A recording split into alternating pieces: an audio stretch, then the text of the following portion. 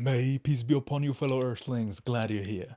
As some of you might know, inshallah, I want to do a journey through all the belief systems across time. I will try to make videos general about their cultures and separate ones specifically about their belief systems. To analyze the history of religion, what better place to start than at the very beginning, with the pioneers of scripture in ancient Mesopotamia.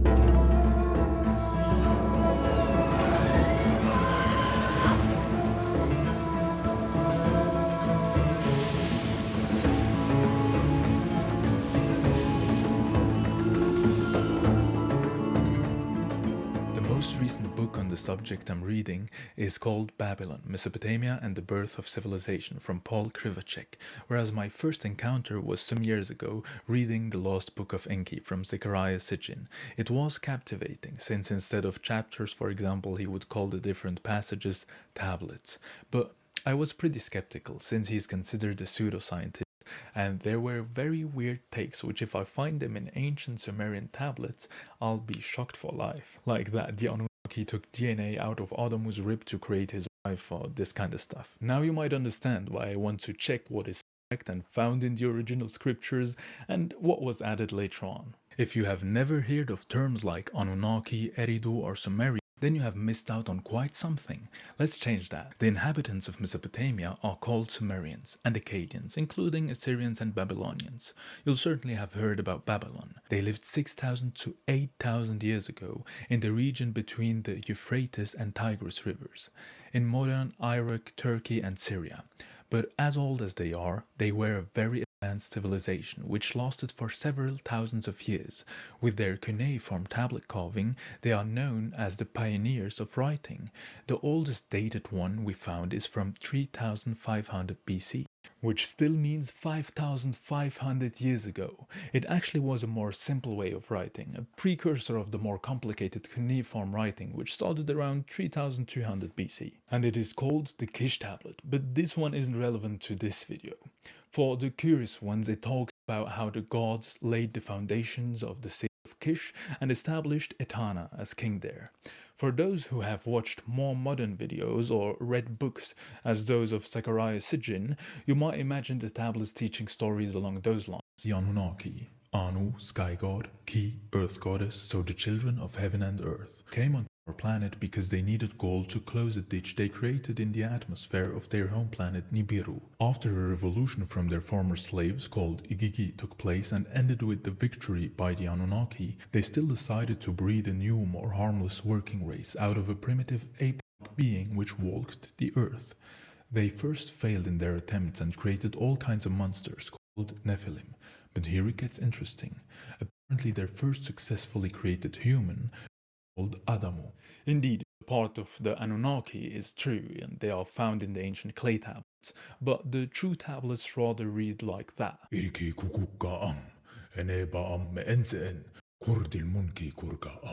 Yeah, probably have an accent in Sumerian. I'm not that familiar with it. It reminds me of the dark-spoken language in Lord of the Rings. They even had one of the most important cities called Uruk back in the days. Maybe Tolkien's was inspired by it. But now let me explain to you the language a bit. For these words you would have Iriki, meaning city, Kuguka'am, holy, Enne, his, her, its, Ba'am me'enze, en, possibly they are or they have been, Kur, mountain or land. Dilmunki, Dilmun, an ancient civilization or a piece of land, likely in modern-day Bahrain. Kuga'am, holy. So translated, it would look like that. Pure are the cities, and you are the ones to whom they are allotted. Pure is Dilmun land, pure is summer, and you are the ones to whom it is allotted. Pure is Dilmun land, pure is Dilmun land, virginal is Dilmun land, virginal is Dilmun land, pristine is Dilmun land. Different from the canonized Abrahamic religions, especially from the Quran, in the ancient Mesopotamian mythologies, you will have different accounts from the same story. For example, how humans were created or how the world was created. So there is not like one simple line. There's just different stories depending on where it is, but they usually have parallels and similarities. In the Atrahasis epic, Ninhursag is indeed found to create humans, mixing blood of a vanquished god with clay, although the blood is disputed by some historians, but the clay is for sure, they all agree on it. Humans made out of clay? That might be familiar knowing Abrahamic faiths, and in general over the years historians have made several attempts to find parallels in order to prove that the Abrahamic religions originated from Mesopotamian mythologies. In this first exploration, I want to focus on the most notable parallels that historians explore while trying to make a connection. First of all, I want to clarify that to me such findings never actually disprove Abrahamic faiths, because I think it was not directly copied, but rather that it's simply true, and so you will find ancient references from all over the world referring to it, because this is what happened. My position, which I can elaborate on with time inshallah, is that these legendary creatures, if they truly were around, were still creatures, and they knew it. In all the polytheistic religions we will look into, it will crystallize over time, because you will see many of these gods seem to have been stronger and distinct from an average human being, but they would have non-godly attributes, such as running away from catastrophes, getting killed, raping and immoral behavior, and much more. They also acknowledge they have a creator, but helped human beings in some ways in exchange for being worshipped. I will go more in depth into my theories, inshallah, when we have established a big basis, but I have good reasons to think that, if anything, they are jinns, as described in Islam, beings which have more capacities than humans, live longer, can fly, go into waters, etc. There are different sorts of them. They can be good or evil. They see us from where we do not see them, and can take human forms if they want. This is as deep as I will get into that topic for now. Now let's get back to our Sumerians. There are indeed tablets from the Eridu Genesis which predate the ones I will use, but we don't have the complete Eridu Genesis. Many parts are and it aligns very much with the more recent, still ancient tablets. So historians often use the more recent ones. Let's start with the one I translated for you guys. So this is the myth of Enki and Ninhursag. This tablet was dated between 1600 and 2000 BC, written in Sumerian. The myth begins with Enki consuming forbidden plants in the garden of Dilmun, a paradise-like place. Pure is Dilmun land, pure is summer, bright its cities, pure are the lands. Ninhursag, angered by Enki's actions, curses him, causing various parts of his body to become diseased. Until you are dead, I shall not look upon you with the eye of life. Eventually, getting convinced by the other gods, she relents and heals Enki by creating several healing deities, each corresponding to a specific part of his body. One of these deities is Ninti, whose name translates to Lady of the Rib, and also Lady of Life. My brother, what part of you hurts you? My throat hurts me. She gave birth to Natsi out of it. My brother, what part of you hurts you? My rib hurts me. She gave birth to Ninti out of it. My brother, what part of you hurts you? She said, for the little ones to whom I gave birth, may rewards not be lacking. Ninti shall become the lady of the month, and Ensak shall become Lord of Dilmun. Connections to the Abrahamic religions. The creation of Ninti, whose name translates to Lady of the Rib, because rib and life were the same word, is strikingly similar to the creation of Eve from Adam's rib in Genesis. This could suggest a shared cultural motive or influence, highlighting the symbolic importance of the rib as a source of life. To be fair, as I read to you, there also were other deities created from the trough and everything, but this is what historians claimed, and maybe the part of the rib is the one that stayed. Then we would have paradise and forbidden knowledge. Both stories involve a paradisiacal setting, Dilmun and Eden, and the theme of a forbidden consumption, leading to a loss of innocence or a curse. These elements emphasize the consequences of divine transgression and the pursuit of knowledge, fertility and life. Ninhursag's role as a mother goddess and healer reflects themes of fertility, life and rebirth. In the Abrahamic tradition, Eve's name is derived from a Hebrew word, Heva, like Hawa in Arabic, meaning to live or life-giver, reinforcing the connection to life and procreation. Now let's jump to the next tablet. creation stories. The Enuma Elish is the Babylonian creation myth whose title is derived from the opening lines of this piece. When on high, Enuma Elish. For the sake of making it easier, I will consider the narration of the Quran whenever necessary, but will focus on Genesis and the clay tablets as they are more central in the comparison of the historians, and the Quran recognizes the core story of the Tanakh, which are the 5 books of the Old Testament. Another foundation that we have to put is for the linguistics. You would have Hebrew and Aramaic and Arabic, which are sister languages. Along with them is also Akkadian and Babylonian, etc. And if you go more up in the language tree, we do not really know who is the father from all these languages. We have like proto-language, but we don't really know what language was there. For example, Sumerian seems to be an isolate language, even though it's from the same region. Sumerian is not like the grandfather of these languages. The Enuma Elish is a Babylonian creation myth dating back to the 2nd millennium BCE, written in Akkadian, on 7 tablets. It is one of the oldest creation stories known and preserved to some extent. The tablets describe the birth of the gods and the creation of the universe and the human beings. In the beginning, undifferentiated waters were divided into the sweet freshwater god Apsu and the salty bitter water goddess Tiamat. Their union birthed younger gods, who were noisy and disturbed Apsu.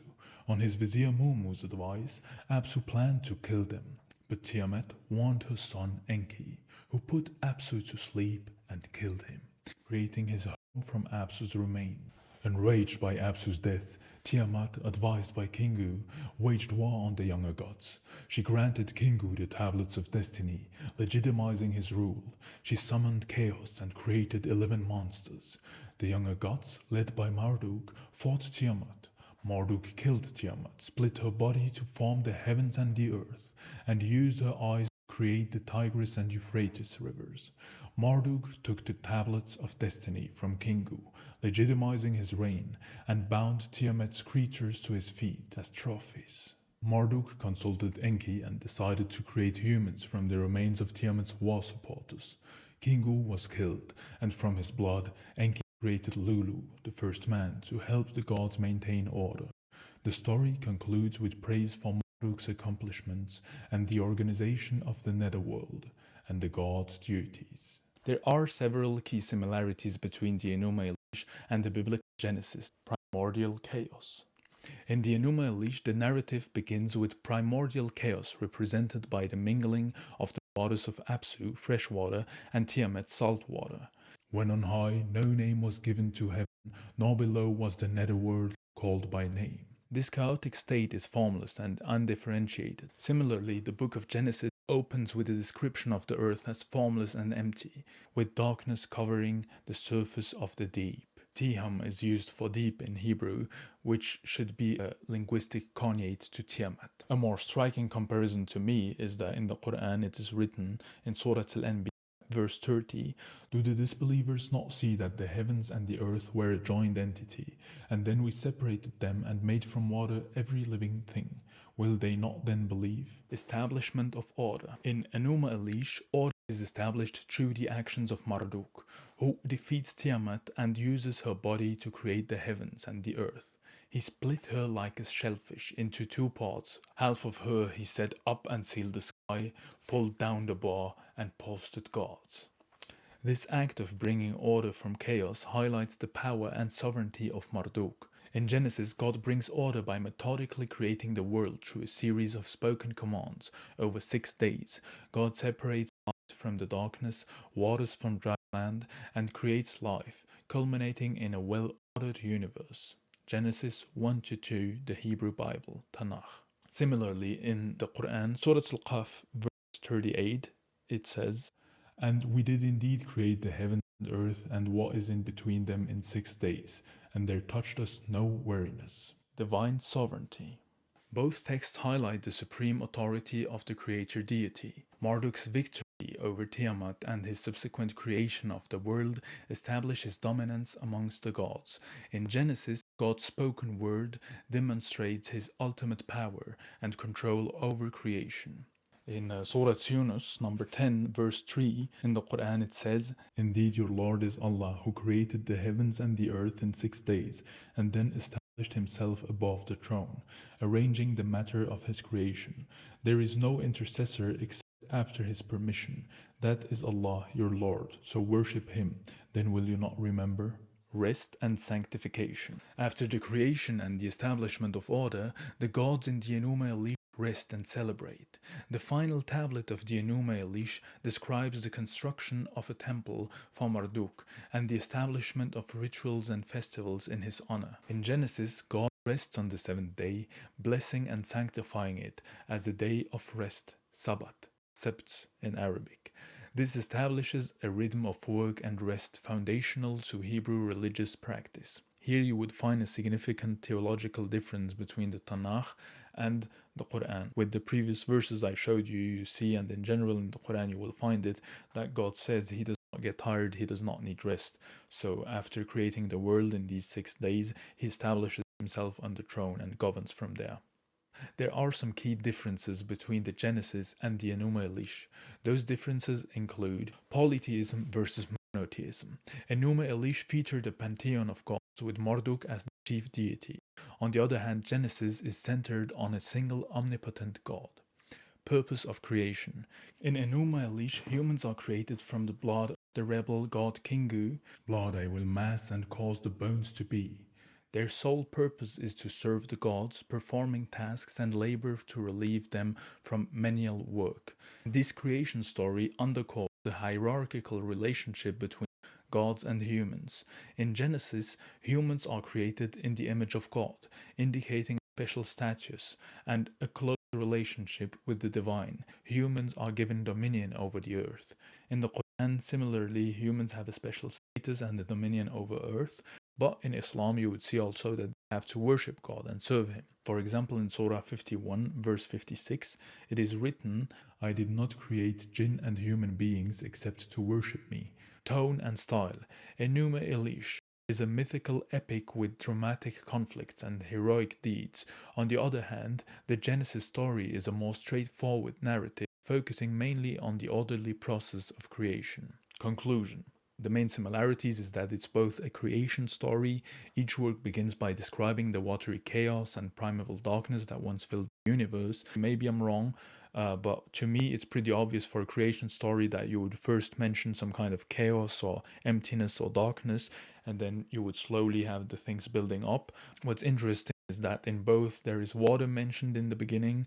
Especially I found actually the Quran more strikingly similar than the Genesis itself. The Genesis is more general, and the Quran really has some verses where the heaven and waters were a joint entity and then it got separated. So overall, yeah, there is some similarities. But yeah, then you have the real difference that one is really told mythologically, whereas the other one is more a systematic description of what happened. So now we have laid some foundations and looked into 2 clay tablets. Next week, inshallah, we will look into the flood story, which is a very known story in the Sumerian time, and the Hammurabi Code with the 10 Commandments, the linguistics of Adamu, where the word came from, and many more things. Make sure to subscribe in order to not miss the next episode, and see you next time.